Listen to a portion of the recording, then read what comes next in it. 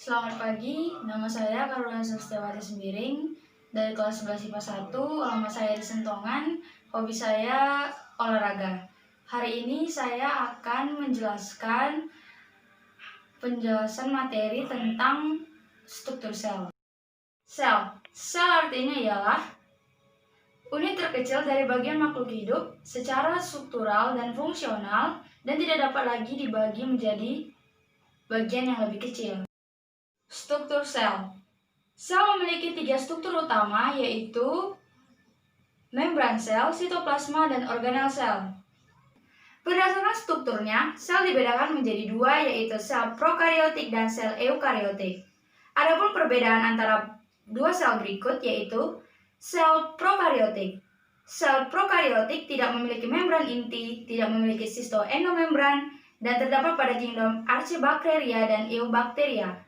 Sedangkan sel eukariotik memiliki membran inti, memiliki sistem endomembran, dan terdapat pada kingdom Protista, fungi, plantae, dan animalia.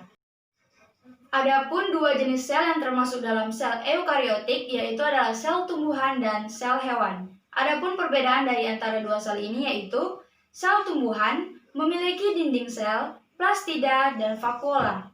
Memiliki bentuk yang tetap, tidak memiliki sentrosom dan sentrisol, dan tidak memiliki flagel. Sedangkan di sel hewan, tidak memiliki dinding sel dan plastida, memiliki vakuola namun ukurannya tidak besar seperti vakuola pada tumbuhan, tidak memiliki bentuk yang tetap, dan memiliki flagel.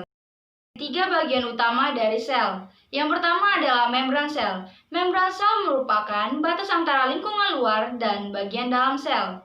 Membran sel ini bersifat selektif permeabel, yaitu hanya dapat dilewati oleh zat-zat tertentu seperti glukosa, asam amino, gliserol, dan ion. Fungsi membran sel ada beberapa, seperti sebagai reseptor, melindungi isi sel agar tidak keluar dari sel, mengatur molekul dalam keluar masuk sel, dan proses terjadinya biokimiawi. Contohnya reaksi oksidasi dan respirasi.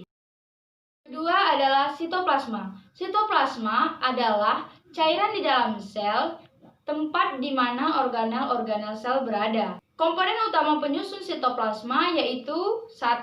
Cairan seperti gel yaitu sitosol, kedua substansi simpanan dalam sitoplasma, ketiga organel-organel sel, dan keempat kerangka sel atau sitoskeleton yang tersusun atas 3 jenis rabut yaitu mikrofilamen, mikrotubulus, dan filamen intermedia. Ketiga adalah organel-organel sel. Adapun beberapa bagian yang termasuk dalam organel sel yaitu 1. Nukleus atau inti sel. Nukleus berperan dalam pengendali kegiatan sel yang berada di tengah sel yang berbentuk bulat atau oval. 2. Retikulum endoplasma. Retikulum endoplasma adalah benang atau jala yang mengelilingi sitoplasma. Berdasarkan keberadaan ribosomnya, retikulum endoplasma dibagi atas 2, yaitu retikulum endoplasma kasar adalah permukaan yang diselubungi oleh ribosom. Fungsinya ialah mensintesis lemak dan kolesterol, transportasi molekul-molekul dari bagian sel satu ke sel yang lain. Yang kedua ada retikulum endoplasma halus, yaitu permukaan yang tidak diselubungi oleh ribosom. 3. Ribosom. Ribosom merupakan organel terkecil dari sitoplasma, di mana memiliki 2 subunit yang menyusun ribosom, yaitu subunit kecil dan subunit besar. Ribosom disintesis di dalam nukleus dan berfungsi untuk sintesis protein. 4. Kompleks Golgi. Kompleks Golgi merupakan organel sekretori. Adapun beberapa fungsinya diantaranya ialah 1. Tempat sekresi polisakarida, 2. Membentuk gliprotein untuk dibawa keluar sel, 3. Membentuk membran plasma.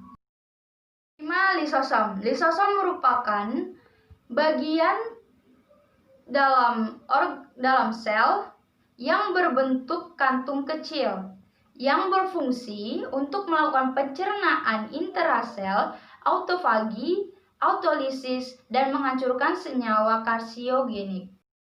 6. Badan mikro. Badan mikro terbagi menjadi dua jenis, peroksisom dan glioksisom.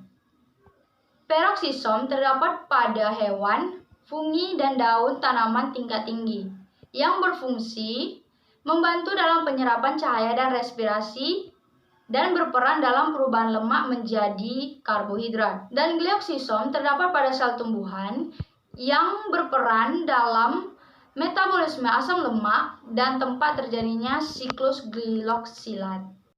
7. Mitokondria. Mitokondria adalah bagian sel yang berbentuk seperti tongkat yang terdapat pada sel eukariot aerob. Adapun fungsinya yaitu untuk oksidasi makanan, respirasi sel, dan sistem transfer elektron. 8. Kloroplas. Kloroplas hanya terdapat pada sel tumbuhan dan algae. Di dalam kloroplas terdapat pigmen klorofil. 9. Sentriol. Sentriol adalah salah satu bagian organel yang dimana sel terdiri dari 2 mikrotubula, yang dimana setiap komponen memiliki 9 mikrotubula. Sekian dari penjelasan saya tentang struktur sel. Jika ada kekurangan ataupun salah kata, saya minta maaf, dan atas perhatiannya saya ucapkan terima kasih dan selamat pagi.